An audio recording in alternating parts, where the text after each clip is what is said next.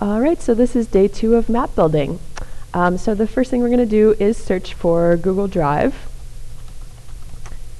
Yesterday you worked on your maps in Google Drive, and so that's where it should be storing your map. So I'm going to go to Google Drive. I'm logging in using our shared account or using your own Gmail account. And once this opens, there may be other students' maps in the shared account, so make sure that you're only clicking on your own map. Let's see, my map is right here. So here's my family history map. Okay, so here's what I'm going to focus on today. I've got my 5 places showing up here on the side where it says Untitled Layer. And so first of all, I'm following along on my check sheet, my checklist, and I'm going to make sure that my 5 site markers are in the order that I want them for my tour. So I decided that I'm starting in Minneapolis, okay, and I've actually put in some text and some images and videos already. That's what you're going to be doing today. So once you have the order correct over here, go ahead and click on one of your sites. And I'm going to walk you through the steps I took, even though I already have my video in there. So you can click at the bottom here of this dialog box that pops up. There are some tools. This is an editing tool that will allow you to add text. So you can see that right here I've typed a description of my place. And I'm thinking about what I learned from writing seed moments in language arts. And I'm thinking about an interesting story that I could tell about this place. I'm also remembering that my goal is to include information about the physical and or the cultural characteristics. And so here's what I wrote. My sister lives near Powderhorn Park in Minneapolis, and I used to spend time there when I was in college. The park has grassy hills, sports fields, and a lake with a tiny island. So right here I'm talking about physical characteristics of this place. My favorite event to go to was the May Day parade. People dress up in costumes and make giant puppets for the parade. And families hang out in the park eating Mexican food and listening to music. This video shows a little bit of what May Day is like.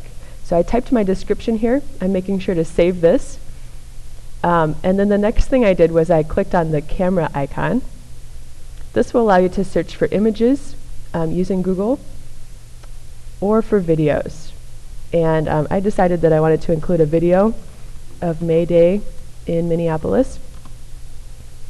And so I looked at a couple of different options that came up here. I chose my video. I think I actually typed it into the URL box. But once you click on a video, again, searching. So if I click on this video and click select, then that will save my video. I'm going to cancel that because I already chose a video. Okay, so I've got my description. I included physical characteristics and a cultural characteristic of this place, talking about a festival or event that this place is known for. So I can go ahead and close my site marker. So turning over to the back of my checklist, I see that my next step is I repeated the same steps for all 4 of my other site markers. Okay, so I'm going to go to the next site marker. Right here I haven't typed a description yet, so I can open this box, I can start typing.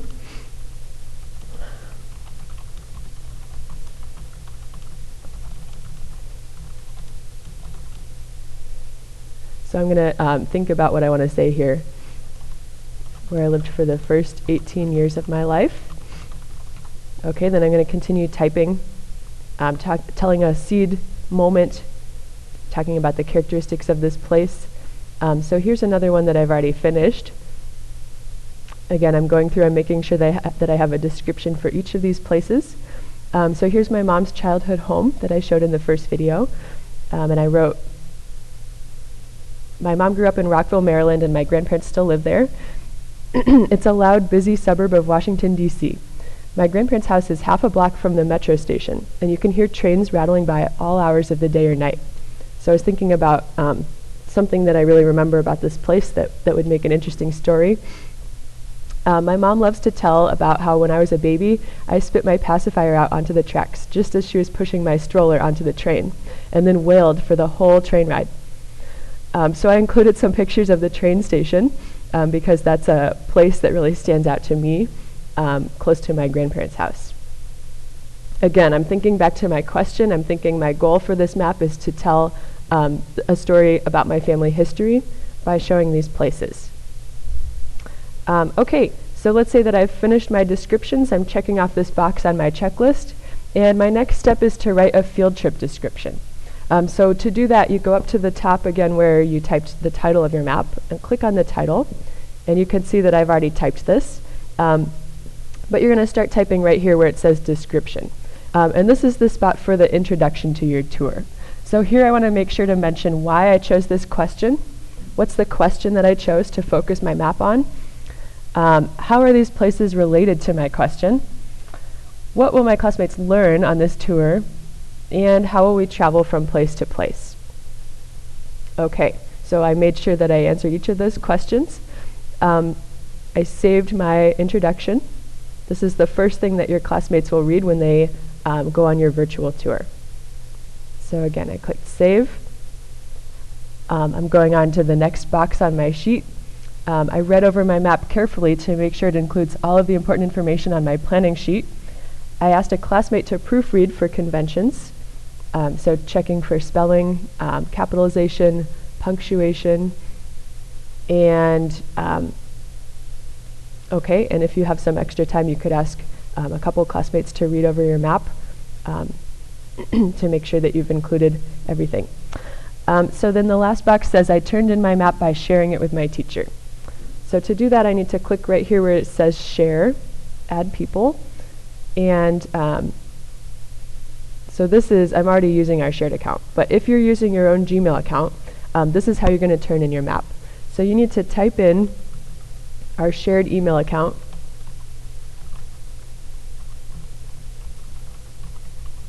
okay, and then right here you can choose if you want this person to be able to edit. We just need, you need me to be able to see your map. So click on can view. Okay, if you want, you can add a message. And then click send. Okay, so now I have turned in my map. I may have some final edits that I could make or things that I could add to my map, but for now I'm going to click done, and I'm going to exit out of my map.